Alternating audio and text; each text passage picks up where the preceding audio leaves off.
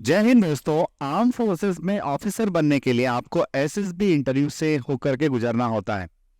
चाहे आपने एनडीए का रिटन एग्जाम क्लियर किया हो या फिर सीडीएस का रिटन एग्जाम क्लियर किया हो या फिर आपने किसी दूसरे एंट्री के थ्रू एसएसबी का कॉल लेटर हासिल किया हो, आपको एसएसबी इंटरव्यू के लिए जाना होगा और रिकमेंडेशन होने के बाद ही फिर आप आर्म फोर्सेस में ऑफिसर बन सकते हैं। तो दोस्तों, एसएसबी इंटरव्यू का जो प्रोसीजर है पूरे 5 डेज में स्टेप बाय स्टेप क्या क्या होता है, डे 1 में क्या होता है और डे 1 से लेकर डे 5 तक क्या होता है, कौन कौन से टास्क होते हैं, हर एक टास्क को मैं आपके सामने जो है विद पिक्चर एक्सप्लेन करूंगा। उससे आपको पूरा एसएसबी एकदम सिस्टमेटिक वे में समझ में आ जाएगा, जो आपके प्रिपरेशन में आपको बहुत हेल्प करेगा। तो आइए स्टार्ट करते हैं इस वीडियो को। सबसे पहले हम लोग बात करते हैं डे 1 की, और डे 1 की बात हम करें उसके पहले आपको बता देता हूं कि अगर आप प्लान्ड वे में प्रिपरेशन करते हैं तो इस तरह का चेस नंबर वाला एक फ्रेंड सर्कल आपको मिलता है जो रिकमेंडेशन के बाद बनता है। तो दोस्तों, सबसे पहले भी स्टार्ट फ्रॉम डे 1। तो जैसे कि डे 1 की बात होती है तो आपको कॉल लेटर आता है। जो कॉल लेटर आता है उस कॉल लेटर में लिखा होता है कि आपको रिपोर्ट कहाँ करना है। सबसे पहली बात, अगर आप आर्मी के लिए क्वालिफाई किए तो आपको आर्मी का सिलेक्शन सेंटर मिलेगा, नेवी के लिए किया है तो नेवी का सिलेक्शन सेंटर मिलेगा, और एयरफोर्स के लिए किया तो एयरफोर्स का सिलेक्शन सेंटर मिलेगा। आर्मी, नेवी और एयरफोर्स के सिलेक्शन सेंटर्स कहाँ कहाँ है इसके लिए मैंने एक अलग से वीडियो बनाया है, वो वीडियो आप देखोगे तो आपको पता चल जाएगा।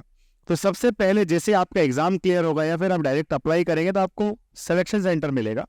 उस सिलेक्शन सेंटर पे जो कॉल लेटर आपको मिलेगा, उस कॉल लेटर में आपको दिया होगा कि आपको एसएसबी के गेट पे रिपोर्ट करना है, फिर मोमेंट कंट्रोल ऑफिस जो रेलवे स्टेशन पर होता है वहां रिपोर्ट करना होता है। जनरली आजकल जो है तमाम एसएसबी जो सेंटर्स जो है वो आपको एसएसबी के गेट पर बुलाते हैं। तो दोस्तों, आप जैसे अपने कॉल लेटर के अकॉर्डिंग एसएसबी के गेट पर पहुंच जाते हैं, वहां आपकी रिपोर्टिंग हो जाती है। रिपोर्टिंग के तुरंत बाद आपका बेसिक डॉक्यूमेंटेशन होता है। ये देखा जाता है कि जो कैंडिडेट हमारे सामने आया है क्या वही कैंडिडेट है जिसको हमने बुलाया था। इस बेसिक डॉक्यूमेंटेशन के बाद आपको चेस्ट नंबर दे दिया जाता है, और चेस्ट नंबर के बाद आपको ब्रेकफास्ट के लिए बोल दिया जाता है, भाई चेस्ट नंबर आपको मिल गया, आप ब्रेकफास्ट कर लीजिए। उसके बाद हम टेस्टिंग प्रोसीजर को स्टार्ट करते हैं। जैसे ही बंदे ब्रेकफास्ट करके फ्री होते हैं, सबसे पहले OIR टेस्ट 1 होता है, जिसको हम कहते हैं ऑफिसर्स इंटेलिजेंस रेटिंग टेस्ट 1 और ऑफिसर्स इंटेलिजेंस रेटिंग टेस्ट 2। दोस्तों, ये जो OIR टेस्ट होते हैं ये वर्बल और नॉन वर्बल रीजनिंग पर बेस्ड होते हैं। हम में से बहुत सारे बच्चों ने नवोदय का एग्जाम दिया होगा, उस टाइम पर रीजनिंग पढ़ी होगी, या फिर दूसरे एग्जामिनेशन देते हैं, फिर जो एग्जाम नहीं देते हैं वह भी कई सारे बच्चे बेसिक रीजनिंग तो जानते ही हैं, समझते हैं। तो अगर आपको इस OIR की प्रिपरेशन करना है तो मार्केट में कई सारे बुक्स अवेलेबल है। OIR टेस्ट के नाम पर भी कुछ बुक्स अवेलेबल है, और कुछ बुक्स जो है वो tips and tricks for reasoning के नाम से अवेलेबल है। यू कैन, आप उन बुक्स की हेल्प ले सकते हैं ताकि आपका OIR टेस्ट काफी अच्छे से चला जाएगा। दोस्तों, OIR टेस्ट के तुरंत बाद आपका जो है PPNDT टेस्ट होता है, that is picture perception and discussion test. दोस्तों, इस picture perception and discussion test में क्या होता है, एक ब्लर पिक्चर होता है, थोड़ा सा हेजी सा पिक्चर होता है जो क्लियर कट आपको दिखाई नहीं देता है। ये ब्लर पिक्चर हमें दिखाया जाता है 30 सेकेंड्स के लिए। इस तरह का पिक्चर होता है, आपको देखना होता है कि इस पिक्चर में चल क्या रहा है, क्या हो रहा है, और उसके बाद 30 सेकेंड्स में जब आपने सब कुछ देख लिया तो उसके बाद में फिर आपको 4 मिनट्स का टाइम मिलेगा स्टोरी लिखने के लिए। जब आप स्टोरी लिखोगे तो उसमें आपको लिखना रहेगा नंबर ऑफ कैरेक्टर्स कितने, यानी कि इस पिक्चर में आपको कितने लोग दिखाई दे रहे हैं, उनकी एज क्या है, सेक्स क्या है, उनका मूड कैसा है, और साथ ही साथ आपको लिखना होता है कि इस स्टोरी में एक्शन क्या हो रहा है। तो दोस्तों, PPDT अगर आपको बेसिक से समझना है तो इस पूरे वीडियो को देखने के बाद इसी चैनल पर PPDT के कई सारे वीडियोस मैंने डाले हुए हैं, और उन वीडियोस को देख करके कई सारे बच्चे बेनिफिटेड हुए हैं, उनका रिकमेंडेशन हुआ है। तो PPDT करते कैसे, क्या लिखना है, कैसे लिखना है, इस सब के लिए आप PPDT का वीडियो देखिएगा। तो आपने एक्शन इन द स्टोरी लिख दिया, उसके बाद आपने पूरी स्टोरी लिखी। स्टोरी लिखने के बाद में फिर आप लोग जो है इस तरह से एक सेमी सर्कल में बिठा दिए जाएंगे, और वहां पर आपके 3 ऑफिसर्स बैठे होंगे, साइकोलॉजिस्ट होंगे, IO होंगे, GTO होंगे। तीनों ऑफिसर्स बैठ करके आपको सुन रहे होंगे। सेमी सर्कल में आप अपनी अपनी स्टोरी नरेट करेंगे, किसने क्या लिखा है। और जैसे ही सपोज चेस्ट नंबर 1 से स्टोरी का नरेशन स्टार्ट होता है, चेस्ट नंबर लास्ट जो होता है यहाँ पर हर बच्चा अपनी अपनी स्टोरी नरेट करना जब फिनिश कर देता है, उसके तुरंत बाद इस ग्रुप में उस स्टोरी से रिलेटेड डिस्कशन स्टार्ट हो जाता है। डिस्कशन जब स्टार्ट हो जाता है तो डिस्कशन में सब लोग अपने अपनी स्टोरीज को डिफेंड करते हैं, सब अपने अपने व्यू पॉइंट्स रखते हैं और सब लोग मिलकर के कॉमन स्टोरी पर पहुंचते हैं। तो कॉमन स्टोरी, कई बार कॉमन कंक्लूजन निकल भी जाता है, कई बार नहीं भी निकलता है। तो बच्चों लगभग 60% लोग पीपीडीटी में फेल हो जाते हैं, लगभग 60%। अब ये लोग पीपीडीटी में फेल क्यों होते हैं? क्योंकि ये पिक्चर को ठीक से ऑब्जर्व नहीं कर पाते हैं। अगर ऑब्जर्व कर भी लेते हैं तो ये लोग वो नहीं लिख पाते हैं जो लिखना चाहते हैं, या फिर अच्छी स्टोरी लिख दिया तो नरेशन ठीक से नहीं कर पाते हैं, नरेशन ठीक से कर लिया तो ग्रुप डिस्कशन में पार्टिसिपेट नहीं कर पाते हैं। तो अगर आपको लगता है कि आपको पहले अटेम्प्ट में रिकमेंड होना है तो आप फोर्स डिफेंस एकेडमी का जो ऑफलाइन कोर्स है, 15 डेज का कोर्स है, जिसमें हॉस्टल और असेसमेंट यानी हॉस्टल और कोचिंग दोनों शामिल है, तो 12,500 रुपया मात्र फीस है इसकी। तो आप फोर्स डिफेंस एकेडमी का ऑफलाइन कोर्स लेकर के हमारे एक्सपर्ट एसेसर्स और मेरे साथ मिलकर के जब तैयारी करेंगे तो आपका रिकमेंडेशन श्योर होगा। तो आप पीपीडीटी टेस्ट में इस तरह से अपने आप को परफेक्ट कर सकते हैं। दोस्तों पीपीडीटी टेस्ट के बाद में अब देखो, यहां पर सपोज कीजिएगा कि अगर 100 बच्चा रिपोर्ट किया था तो उस 100 में से मान लीजिए 60 बच्चा जो है स्क्रीन आउट हो गया है और घर चला गया है। अब सिर्फ बचा है 40 स्टूडेंट्स। अब जो 40 स्टूडेंट्स बचे हैं उन बच्चों को वापस से, देखो ये 100 स्टूडेंट्स थे तो इनको चेस्ट नंबर 1 से 100 तक अलॉट किया गया था। अब इन 100 में से 60 ऑलरेडी स्क्रीन आउट हो गए, बच्चे कितने 40।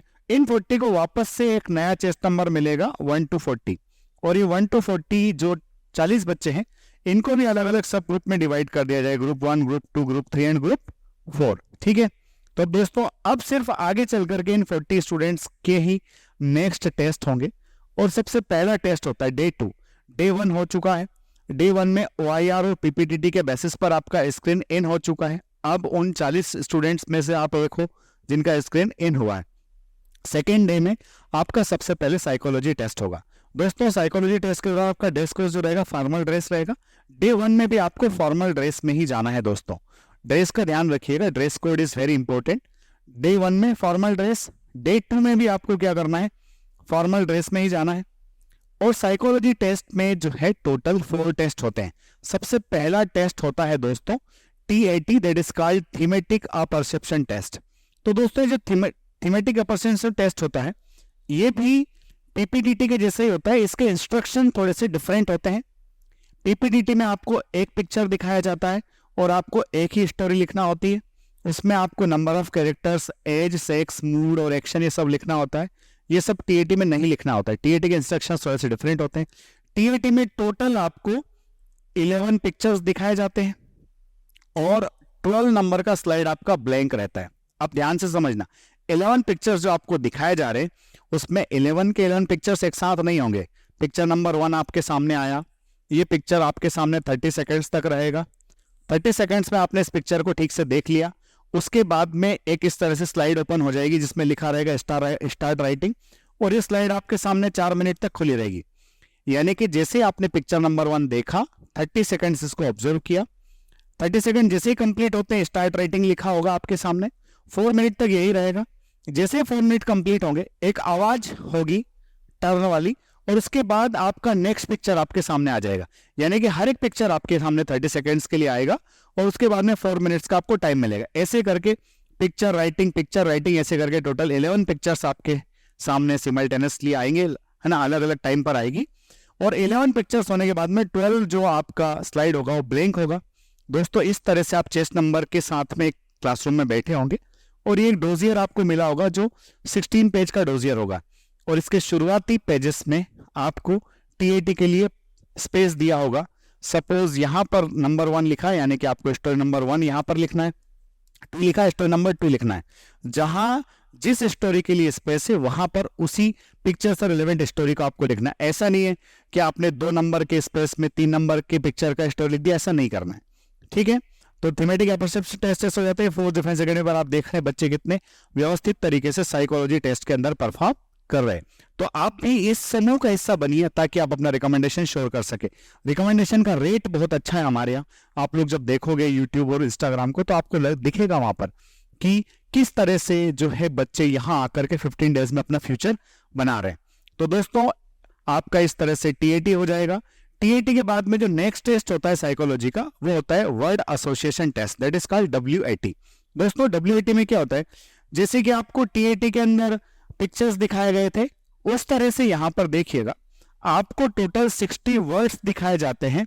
हर एक वर्ड आपकी स्क्रीन पर 15 सेकेंड के लिए आता है। सपोज आर्मी वर्ड आ गया, तो ये आर्मी वर्ड 15 सेकेंड्स के लिए आपके सामने रहेगा। 15 सेकेंड में उसी टाइम में आपको इस वर्ड को देखना है, और उसी टाइम के अंदर इस वर्ड को देखने के बाद आपके दिमाग में जो रिस्पॉन्स आता है, रिस्पॉन्स को लिखना भी है। यहां पर देखने और लिखने के लिए अलग से टाइम आपको मिलेगा नहीं। तो इस तरह से ये 1 2 3 4 5 एंड टोटल 60 वर्ड्स आपके सामने होंगे। उन 60 वर्ड्स के हर एक वर्ड को देखने के बाद में उस वर्ड के रिगार्डिंग जो रिस्पॉन्स आपके माइंड में आता है, वो रिस्पॉन्स आपको वहां पर लिखना है। इस तरह से आपका जो सेकंड टेस्ट होगा वो वेट होगा, डब्ल्यूएटी होगा। दोस्तों साइकोलॉजी टेस्ट में सबसे ज्यादा वेटेज जो होता है वो टीएटी और डब्ल्यूएटी का ही होता है, इसलिए इन टेस्ट की अच्छे से प्रैक्टिस करके जाइए। और वेट के बाद नेक्स्ट टेस्ट होता है दोस्तों सिचुएशन रिएक्शन टेस्ट। दोस्तों सिचुएशन रिएक्शन टेस्ट में टोटल एक पेज आपके पास में होगा, उस पेज में टोटल 60 सिचुएशंस होंगी, और इन 60 सिचुएशंस के रिस्पॉन्स को लिखने के लिए आपको सिर्फ 30 मिनट्स का टाइम दिया जाएगा। दोस्तों आप देखो, सारे टेस्ट एक पर्टिकुलर टाइम फ्रेम के अंदर हो रहे हैं। जब टाइम का प्रेशर होता है तो व्यक्ति वही लिख पाता है जो ओरिजिनली उसके सबकॉन्शियस में होता है। इसलिए इन सारे टेस्ट की प्रैक्टिस करके जाना बहुत ज्यादा इंपॉर्टेंट है। फोर्स डिफेंस एकेडमी के psychologist colonel Manoj Burman sir, उनको 35 प्लस ईयर्स का एक्सपीरियंस है, तो साइकोलॉजी टेस्ट में आपकी एकदम बूस्टिंग वहां से हो सकती है। बच्चों situation reaction test third test हो गया। उसके बाद में फोर्थ टेस्ट जो होता है वो होता है सेल्फ डिस्क्रिप्शन टेस्ट, यानी कि आपको खुद के बारे में बताना होता है कि आपके पेरेंट्स आपके बारे में क्या सोचते हैं। आपको क्या लगता है कि आपके पेरेंट्स आपके बारे में क्या सोचते हैं, आपको क्या लगता है कि आपके टीचर्स आपके बारे में क्या सोचते हैं, आपको क्या लगता है कि आपके फ्रेंड्स आपके बारे में क्या सोचते हैं, आपको क्या लगता है कि आपकी क्या स्ट्रेंथ है, और आप खुद अपने बारे में क्या सोचते हो। और फिफ्थ क्वेश्चन रहता है, आप अपने आप में क्या इंप्रूव करना चाहते हो, या फिर आप अपने आप को कहां देखना चाहते हो। इस तरह से सेल्फ डिस्क्रिप्शन टेस्ट में ये 5 क्वेश्चंस होते हैं। इन 5 क्वेश्चंस को आपको पैराग्राफ के हिसाब से आंसर करना होता है, और इसको सॉल्व करने के लिए आपके पास में 15 मिनट्स होते हैं। तो दोस्तों पूरा जो साइकोलॉजी टेस्ट है, साइकोलॉजी टेस्ट के जो चारों टेस्ट होते हैं ये एक ही बार में हो जाते हैं। टीएटी और वेट के बाद में आपको एक छोटा सा ब्रेक मिलता है जिसमें आप वॉशरूम जा सकते हो। इस वॉशरूम के ब्रेक के बाद, पानी पीने के ब्रेक के बाद आपको एसआरटी और एसडीटी दोनों करना होते हैं। इस तरह से इन चारों टेस्ट के थ्रू आपका साइकोलॉजी टेस्ट जो होता है वो कंप्लीट हो जाता है। अब साइकोलॉजी टेस्ट के बाद में होता क्या है दोस्तों, अब आपका डे 3 और डे 4 स्टार्ट होता है, जिसमें आपकी ग्राउंड एक्टिविटी होती है। आपका ग्रुप टेस्टिंग ऑफिसर जो होते हैं, जीटीओ जो होते हैं, वो आपकी जीडी कराते हैं। तो दोस्तों आप इस तरह से एक सेमी सर्कल में बैठे होते हो। एक ग्रुप में जनरली 10 स्टूडेंट्स होते हैं, यहाँ भी आप देख रहे हो कि 10 स्टूडेंट्स एक ग्रुप में बैठे हुए हैं। तो एक ग्रुप में लगभग 10 स्टूडेंट्स होते हैं।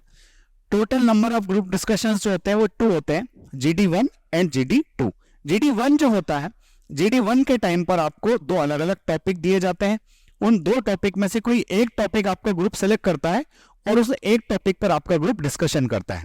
जो GD2 होता है उसमें आपके पास कोई चॉइस नहीं होती, एक पर्टिकुलर टॉपिक आपको दे दिया जाता है, उस टॉपिक पर आपको डिस्कशन करना होता है।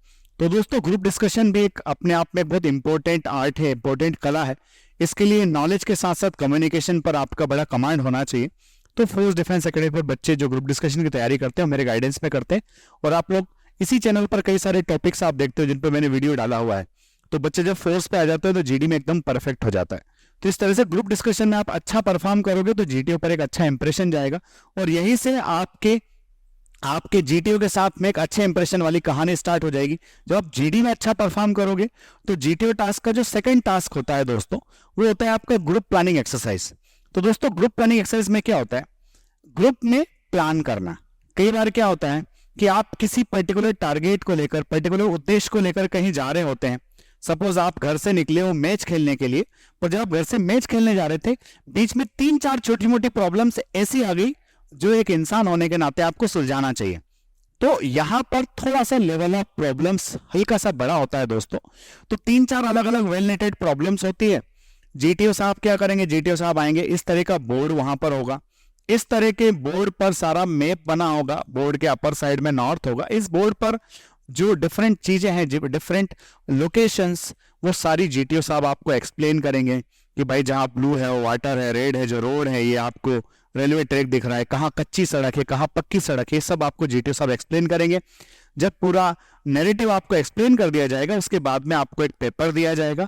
उस पेपर पर जीटीओ साहब ने जो एक्सप्लेन किया है सेम नैरेटिव लिखा होगा, वो पढ़ने के लिए आपको 5 मिनट्स मिलेंगे।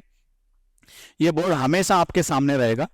आपको जो जीटीओ सर एक्सप्लेन करेंगे वो पूरा ठीक से ग्रैस्प करना है, और उसके बाद में जो इंटरलिंक्ड प्रॉब्लम्स है उन सारे प्रॉब्लम्स को आपको सॉल्व करना है।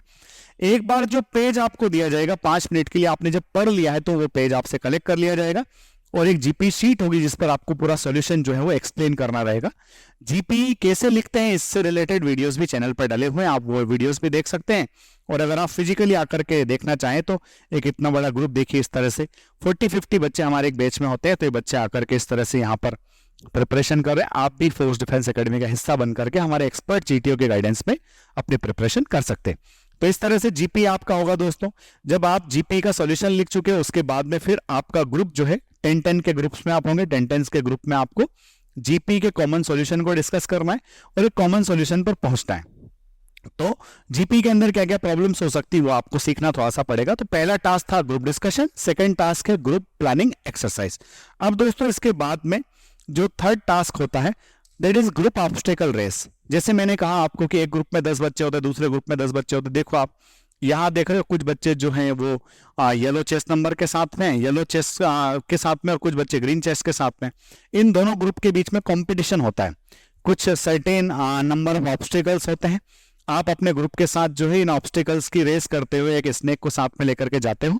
तो स्नेक मतलब कोई भी कोई भी नॉन लिविंग मटेरियल का बना होता है, ऐसा नहीं कि ओरिजिनल स्नेक। तो ग्रुप में आपकी रेस होती है, तो यहाँ अलग अलग ग्रुप के बीच में कंपटीशन होता है, तो एक उत्साह का माहौल बनता है। ये बहुत इजी टास्क है, बहुत मुश्किल काम नहीं है दोस्तों। इसके बाद में फिर एक मोस्ट इंपॉर्टेंट टास्क आता है जिसको आपको ग्राउंड पर परफॉर्म करना होता है, that is progressive group task. यहां पर आपका मैदान के ऊपर जब आप ओरिजिनली प्रैक्टिकल चीजों को परफॉर्म करते हो तो आपका ग्रुप के अंदर बिहेवियर कैसा है दोस्तों। जैसे ये पूरे एक सीरीज में आपका जीटीओ ग्राउंड बना होता है, पीजीटी 1, 2, 3 इस तरह से। तो प्रोग्रेसिव ग्रुप टास्क इस तरह से होता है, रस्सी, बल्ली और पट्टा, इन तीनों के थ्रू आपको प्रोग्रेसिव ग्रुप टास्क के अंदर परफॉर्म करना होता है। हमारे पास 4 एकड़ का ग्राउंड है जिसमें आप पीजीटी पूरा बना हुआ है, इंडिविजुअल ऑब्स्टेकल्स पूरे बने हुए हैं, साथ ही साथ आप वहां पर रनिंग की प्रैक्टिस भी कर सकते हैं। तो इस तरह से आप फोर्स डिफेंस एकेडमी पर आकर के अपना पीजीटी मजबूत कर सकते हो। तो प्रोग्रेसिव ग्रुप डिस्कशन आपका इस तरह से होगा, प्रोग्रेसिव ग्रुप टास्क इस तरह से होगा दोस्तों। प्रोग्रेसिव ग्रुप टास्क के बाद में बच्चों जो दूसरे डिफरेंट टास्क बचते हैं, हाफ ग्रुप टास्क है। भाई पीजीटी में जीटीओ को कुछ समझ में कम आया, किसी बच्चे पर उनका भरोसा है कि बच्चा अच्छा परफॉर्म कर सकता है, पर अगर वो बच्चा परफॉर्म नहीं कर पा रहा है तो पीजीटी के दौरान 10 लोगों का जो ग्रुप होता है उसको 5-5 या 6-6 के ग्रुप में आपके जीटीओ डिवाइड कर देते हैं और फिर परफॉर्म कराते हैं। That is called half group task. Half group task के बाद दोस्तों लेक्चरेट होता है। लेक्चरेट में क्या होता है दोस्तों, आप जीटीओ सर के पास जाएंगे, जीटीओ सर आपको एक कार्ड देंगे, उस कार्ड में 4 टॉपिक्स होंगे। उन चारों टॉपिक्स में से कोई एक टॉपिक आप चूज कीजिए और उस टॉपिक पर आपको 3 मिनट्स के लिए बोलना होता है। अगर कई बार बच्चा ऐसा होता है कि जीडी में अच्छा परफॉर्म कर लिया पर वो ग्रुप में तो बोल लिया पर इंडिविजुअली नहीं बोल पा रहा है, या फिर जीडी में नहीं बोल पाया पर इंडिविजुअली अच्छा है, तो जीडी और लेक्चरेट एक तरह से बच्चे को एक तो क्रॉस चेक करने का माध्यम है। तो लेक्चरेट में आपको इंडिविजुअल खड़े होकर बोलना पड़ता है।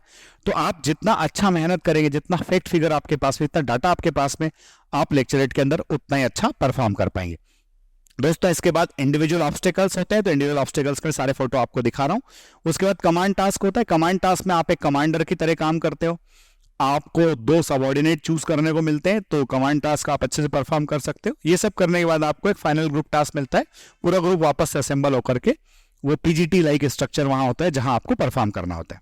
तो दोस्तों अब हम अगर बात करें इंडिविजुअल ऑब्स्टेकल की, जिसमें आपको अपना फिजिकल स्टेमिना साथ में आपकी ऑर्गेनाइजिंग एबिलिटी शो करना होता है, तो सबसे पहले होता है jumping over a single ramp. एक छोटा सा पटिया होता है, 2.5-3 फीट इसका जो है हाइट होता है, आपको इस तरह से चढ़ के कूद जाना होता है, बड़ा सिंपल होता है। तो ये इंडिविजुअल ऑब्स्टेकल का ऑब्स्टेकल नंबर 1 होता है। जो जिस नंबर का ऑब्स्टेकल होता है उतने ही मार्क्स उसके दिए जाते हैं। तो जंपिंग ओवर सिंगल रैंप, इस तरह से आप जंप कर जाओगे। जंप ओवर डबल बैरल, तो आप देख रहे हो कि एक टैंक है, उसको कट करके ये 2 बैरल्स यहां पर रख दिए, आपको जंप करना। बॉयज के केस में ये बैरल डबल होते हैं और गर्ल्स के केस में एक बैरल हटा लिया जाता है, ये सिर्फ एक ही टंकी होती है। तो इस तरह से ये 2 इंडिविजुअल ऑब्स्टिकल्स हो गए हैं। फिर उसके बाद देखें बच्चों बैलेंसिंग बीम, किस तरह से जिगजैग पटिया होते हैं 2.5-3 फीट हाइट पर, इन पे आपको चलना होता है ताकि आप अपना बैलेंस बना पा रहे हो कि नहीं बना पा रहे हो। स्क्रीन जंप जो होता है बच्चों, जैसे ये जो रॉड रखी है, इस रॉड के ऊपर एक रेड जो है क्लॉथ लटका होता है, तो आपको पता नहीं चलता आगे की तरफ क्या है, पर बहुत ज्यादा गहरा होता नहीं है। तो अगर आप अच्छे फिजिकली एक्टिव है तो आप आराम से जो है इस तरह से थोड़ा सा, ये जो गर्ल यहाँ पर खड़ी है थोड़ा रनअप लेकर के आइए, इस पट्टिए पे जंप कर जाइए तो आप इधर कूद जाएंगे। ये बड़ा सिंपल टास्क है। फोर्स डिफेंस अकेडमी पर ये सब अवेलेबल है। साथ ही सामने हॉस्टल है जहां आपको स्टे कराया जाएगा, तो आप आकर के इस पूरी फैसिलिटी का लाभ ले सकते हैं। पूरे 15 दिन का कोर्स है, सारे के सारे एसएसआर्स रहेंगे, मैं भी रहूंगा, और इन 15 डेज में आप कितने ग्रूम हो सकते हैं इसकी कल्पना आप ही कर सकते हो। तो दोस्तों उसके बाद में फिर नेक्स्ट आता है बर्मा ब्रिज, है ना। तो बर्मा ब्रिज 2 अलग अलग पोल गड़े हुए हैं जिनके बीच में 2 रस्सियां, एक रस्सी के ऊपर आप चल रहे हैं, दूसरी रस्सी को आपने होल्ड किया हुआ है। तो ये आसानी से अचीव करने वाला टास्क है दोस्तों। उसके बाद टार्जन स्विंग, एक रोप आपके हाथ में पकड़ा दी जाएगी और आपको स्विंग करते हुए आगे जाना होता है। This is called torsion swing. Torsion swing आप आराम से कर लोगे। इसके बाद आता है नेक्स्ट दोस्तों double platform jump. Double platform jump, एक प्लेटफॉर्म थोड़ा हाइट वाला है, उसके बाद एक थोड़ी कम हाइट वाला है, और उसके बाद जमीन। तो आपको यहाँ चढ़ना है स्टेयर्स की मदद से, सीढ़ी की मदद से यहाँ चढ़ जाना है। पहले इस प्लेटफॉर्म पर जंप करना है, उसके बाद नीचे जंप कर जाना। बड़ा आसान है ये भी। डबल डिच, ये जो बंदा जहां खड़ा है यहाँ से आपको दौड़ते हुए आना है, ये रोप लटका रहेगा, दौड़ते हुए आप आओगे, इस रोप को होल्ड करोगे, यहां से आप जब जंप मारोगे तो यहाँ आपको लैंड करना, लैंड करने के बाद आगे चले आना है। इसको कहा जाता है डबल डिच। ये भी बड़ा आसान है, प्रैक्टिस से हो जाता है, फोर्स पर सब अवेलेबल है दोस्तों। उसके बाद है कमांडो वॉक। तो इस तरह से एक आपका हाइटेड प्लेटफॉर्म बना होता है, इसके ऊपर आपको कमांडो की तरह चल के आना है। यहाँ खड़े होके दोनों हाथ फैला के बोलना है कमांडो, जो भी आपके जीटीओ सर इंस्ट्रक्शन दे, कमांडो भारत माता की जय, या फिर कमांडो आपके बॉयफ्रेंड गर्लफ्रेंड का नाम, जो भी आपको करना है तो आपको वो सब अनाउंस करना है। टाइगर लीप में क्या होता है दोस्तों, आप एक प्लेटफॉर्म पर खड़े होते हो, आपको टाइगर की तरह जंप करके इस रोप को पकड़ना है और उसके बाद धीरे से नीचे आ जाना, that is called tiger leap. तो दोस्तों ये एक बड़ा अच्छा है, आपको मजा भी आएगा and you will definitely enjoy there. जैसे फोर्स के बच्चे सारे यहाँ पर प्रैक्टिस कर रहे हैं, एंजॉय कर रहे हैं। तो दोस्तों अब बारी आती है, ये जीटीओ के सारे टास्क खत्म हो गए, मैंने सारे टास्क एक एक करके आपको एक्सप्लेन कर दिए हैं। अब दोस्तों आती है बारी पर्सनल इंटरव्यू की। सर पर्सनल इंटरव्यू कब होगा? देखो डे 1 में तो आपका OIR और स्क्रीनिंग हो गया, स्क्रीन इन होने के बाद आपने डे 2 में साइकोलॉजी किया, डे 3 और डे 4 में आपका जीटीओ होगा। दोस्तों साइकोलॉजी के बाद और जीटीओ डे 3 और डे 4 में जो होता है उसके बाद में किसी भी दिन डे 2 से लेकर के 2, 3, 4 में कभी भी आपका पर्सनल इंटरव्यू होगा। जब भी आपका इंटरव्यू होगा आपको पहले से बता दिया जाएगा कि भाई आपका इंटरव्यू इस टाइम पर है। देखो जीटीओ के बाद कभी कभार डायरेक्ट इंटरव्यू हो जाता है तो आपको जीटीओ की ड्रेस में सीधे जाना होता है, बट अगर आपके पास इतना टाइम है, अगर आप प्रायरली इन्फॉर्म्ड हैं, तो फिर आप जो है ड्रेस कोड आपका फॉर्मल ड्रेस पहन के जाइए। इस तरह से आपके आईओ सर आपका पूरा इंटरव्यू लेंगे। इंटरव्यू में क्या क्या CIQ होते हैं, किस तरह के क्वेश्चंस पूछे जाते हैं, तो वो भी मैंने सारे अलग अलग वीडियोस बना के इसी चैनल पे डाले हुए हैं, आप देखोगे आपको मिल जाएगा। सर आपने हमको जीटीओ की ड्रेस के बारे में नहीं बताया। दोस्तों जीटीओ की जो ड्रेस रहेगी वो आपकी ड्रेस रहेगी एकदम, कौन सी वाली ड्रेस? फॉर्मल ड्रेस, ठीक है। तो ड्रेस कोड रहेगा all white, t-shirt, short, socks and shoes. तो जीटीओ के लिए आपको व्हाइट मेंटेन करके एकदम व्यवस्थित तरीके से जाना है, जैसे ये बच्चे आपको दिख रहे हैं व्हाइट ड्रेस में, ठीक है। और पर्सनल इंटरव्यू के लिए आप जानते हो, पर्सनल इंटरव्यू के लिए आपको फॉर्मल ड्रेस के अंदर जाना है। अब बच्चों ये सब आपका डे 4 तक सब कुछ कंप्लीट हो चुका है। यहां पर आपका साइकोलॉजी हो चुका है, जीटीओ हो चुका है, पर्सनल इंटरव्यू हो चुका है। हर एक ऑफिसर अपने अपने मार्क्स में से आपको कुछ मार्क्स दे चुके हैं। अगर तीनों ऑफिसर्स ने आपको 90, 90, 90 मार्क्स दिए हैं, यानी कि आप क्लियर कट पास हो। अगर आपको 2 लोगों ने 90, 90 दिए हैं पर एक ने आपको 70 से 90 के बीच में अगर मार्क्स दिए, इसका मतलब ये कि एक ने आपको रोका हुआ है। तो उसने आपको क्यों रोका हुआ है, इस बात पर डिस्कशन होता है। ये डिस्कशन होता है आपकी कॉन्फ्रेंस के दौरान। तो दोस्तों कॉन्फ्रेंस में इस तरफ बीच में आपके प्रेसिडेंट बैठे होते हैं, एक तरफ आपके सारे साइकोलॉजिस्ट बैठे होंगे, एक तरफ आपके सारे जीटीओ बैठे होंगे और फ्रंट में आपका चेयर लगा होगा। अगर आपके ऊपर डिस्कशन करना है, आपके इस कॉन्फ्रेंस रूम में घुसने से पहले आपके बारे में पूरे ऑफिसर्स को बता दिया जाता है कि कौन आने वाला है, उसका क्या नाम है, उसके 10th में क्या परसेंटेज है, उसका 12th में क्या परसेंटेज है, उसकी क्या एक्स्ट्रा करिकुलर एक्टिविटीज रही है, स्पोर्ट्स एक्टिविटी क्या रही। आपके आने से पहले आपके बारे में इस बोर्ड को पूरा ब्रीफ किया जा चुका है। अब आपसे रिलेटेड जो सवाल डिस्कस करना है वो सवाल आपसे आपके आईओ सर पूछेंगे, उन सवालों को आपको ठीक से हैंडल करना है। ऐसे बच्चे जो क्लियर कट पास है उनसे कुछ फॉर्मल क्वेश्चंस पूछ के छोड़ दिया जाता है, ऐसे बच्चे जो क्लियर कट फेल है उनसे भी कुछ फॉर्मल क्वेश्चंस पूछ के छोड़ दिया जाता है। डिस्कसेबल कैंडिडेट जो होते हैं उनके ऊपर कुछ डिस्कशंस होते हैं, और उन डिस्कशन के दौरान अगर आप सही से क्वेश्चंस को हैंडल करके, सिचुएशन को ठीक से हैंडल करके अगर सही से आंसर दे पाते हो तो फिर आप भी रिकमेंड हो जाते हो। दोस्तों ये था हमारा डे 1 से लेकर के डे 5 तक का पूरा प्रोसेस। अगर आपने ये वीडियो सही से देख लिया है, जान लिया है, और अगर आपको एसएसबी इंटरव्यू की तैयारी करना है तो मैं आपको अश्योर करता हूं कि फोर्स डिफेंस एकेडमी पर लिमिटेड नंबर ऑफ स्टूडेंट्स के साथ में रहकर आप अपना रिकमेंडेशन सुनिश्चित कर सकते हैं।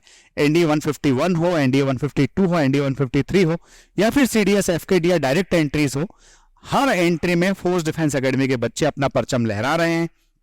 खासकर बच्चे यहां आकर के अपने कम्युनिकेशन पर काम कर रहे हैं, अपने कॉन्फिडेंस को बढ़ा रहे हैं, और हमारे एक्सपर्ट जो एसेसर्स हैं एसएसबी का, जिनको 35+ ईयर्स का एक्सपीरियंस है, उन एसेसर्स के साथ में सीख रहे हैं, बच्चे अपना रिकमेंडेशन हासिल कर रहे हैं।